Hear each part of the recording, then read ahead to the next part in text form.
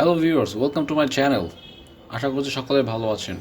Wait, আপনারা ভয় পাবেন না, ঘাবড়ে যাবেন না। আমি আপনাদের সায়েন্স শেখাতে আসি নাই। এখানে যে কোডগুলো দেখতে পাচ্ছেন, এখানে যে সাংকেতিক চিহ্ন দেখতে পারতেছেন, এইগুলো দেখে ঘাবড়াবেন না। এগুলো আমি আপনাদের শেখাতে আসিনি। আমি জাস্ট এখানে শেখাতে এসেছি যে অনেক সেন্টেন্সের নিচেই ছোট্ট করে একটা ওয়ার্ড দেওয়া থাকে, মানে H2।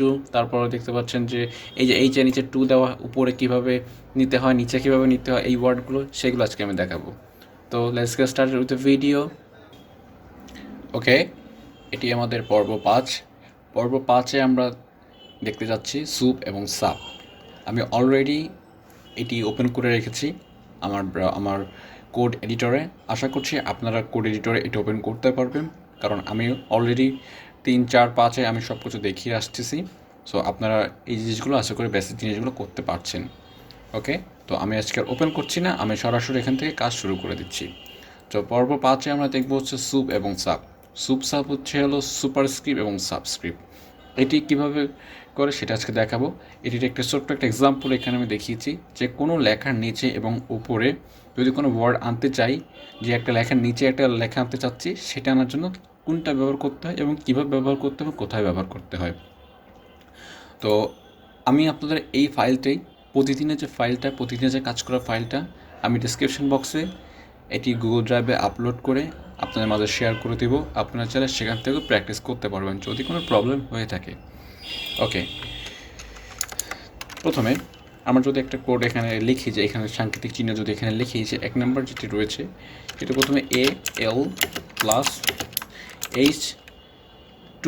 এই টুটা কীভাবে আনবো, স্পেস দিব, SUB মানে হচ্ছে সাব মানে আপনারা নিচে যে ওয়ার্ডটি আনতে চান সেটা সাব দিয়ে নির্ধারণ করা হয়।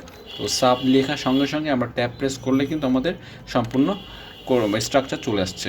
সো এবার টুটা লিখব, টু দিয়ে আমরা আবার লিখব S বড় হাতের, ও বড় হাতের 4, আবার সেম SUB সাব দিয়ে আবার কী করবো 4 দিয়ে সেভ করি। দেখুন আমাদের কিন্তু এটা একদম হুবহু এখানে চলে এসছে। আমরা চলে এখানে আরও একটা লেখা লিখতে পারি। তো তার জন্য এখানে দিই আমরা ঢাকার পর আমি যদি এখানে এটা না করে বাংলাদেশ লিখি, BAN বাংলাদেশ লিখে বাংলাদেশের ওপরে আমি ওপরে কোনো একটা কিছু লিখব। তো তার জন্য SUB লিখেছি এবং এবার হচ্ছে এখানে আমি দুইটা সেম লিখেছি, SUP হবে। সো একবার হচ্ছে আমরা SUP এর কাজ করব। SUP দিয়ে আমরা স্ট্রাকচারটা বের করে নিলাম। এবার এখানে লিখলাম ঢাকা লিখে সেভ করি। আমরা এটা পাশাপাশি চলে আসছে, আমরা এখানে একটা লাইন ব্রেক করে এটা সেপারেট করে দিচ্ছি। বিআরের কাজ কি আমি কিন্তু অলরেডি আমার 4 নম্বর ভিডিওতে বলেছি, সব ট্যাগ সম্পর্কে আলোচনা করেছি আমি এখানে আমার 4 নম্বর ভিডিওতে। সেখানে রয়েছে যে introducing all basic tag. So আপনারা ওইখান থেকে আমার সব ট্যাগগুলো আপনারা ডাউনলোড করে দেখতে পারবেন এবং ওইটা নিয়ে একটু স্টাডি করতে পারবেন। আমি বিআর ট্যাগটা আমি আরেকবার কপি নিচ্ছি, Ctrl D দিয়ে আর সেকেন্ডবার কপি করে, Ctrl D দিয়ে হচ্ছে কপি করে। তো সেভ দিলে আমাদের জিনিসটা অনেকটা সেপারেট হয়ে গেছে, দেখতে সুবিধা হচ্ছে। দেখতে পাচ্ছি কি যে আমাদের একটা লেখার ওপরে একটা লেখা আনার জন্য কী লিখতে হচ্ছে SUP, এবং একটা লেখার নিচে আর একটা লেখা আনতে চাইলে লিখতে হচ্ছে SUB। জাস্ট SUPর মধ্যে পার্থক্য, এই দুইটাই হচ্ছে ডিফারেন্স। ঠিক আছে, আশা করছি আপনারা এই বিষয়টি খুব ভালোভাবে বুঝতে পেরেছেন।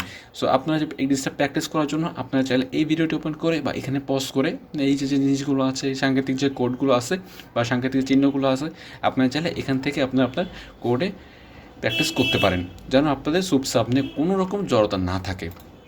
তো আশা করছি জিনিসটা আপনারা একদম ভালোভাবে বুঝতে পেরেছেন এবং